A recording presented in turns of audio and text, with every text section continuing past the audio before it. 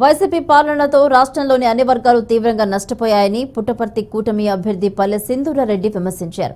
తాగునీటి పథకానికి సంబంధించిన నీటిని ఎమ్మెల్యే శ్రీధర్ రెడ్డి తన మామిడి తోటకు మళ్లించుకున్నారని ఆరోపించారు. ఆమె వైసీపీ పాలన ఎంత దుర్మార్గంగా ఉంటుందో ఈ ఘటనే రుజువు చేస్తుందన్నారు. ఎన్నికల ప్రచారంలో భాగంగా ఓబులదేవర చెరువు మండలం జంబులవాండ్లపల్లిలో పర్యటించారు. ఆమె ఇంటింటికి వెళ్లి ఓటర్లను అభ్యర్థించారు. కూటమితోనే అభివృద్ధి సాధ్యమన్నారు. వచ్చే ఎన్నికల్లో వైసీపీ దుష్టపాలనకు చరమగీతం పాడాలని పిలుపునిచ్చారు.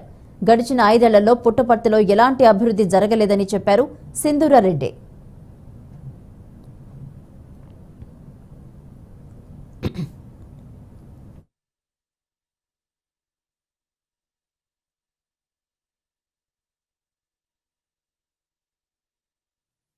చాలా ఆనందంగా ఉంది. నన్ను గొప్పగా ఆదరిస్తున్నారు. మామయ్య చేసిన మంచి పనులన్నిటికీ ఆ బ్లెస్సింగ్ రూపంలో వీళ్ళందరి ఆదరణ నాకు లభిస్తోంది.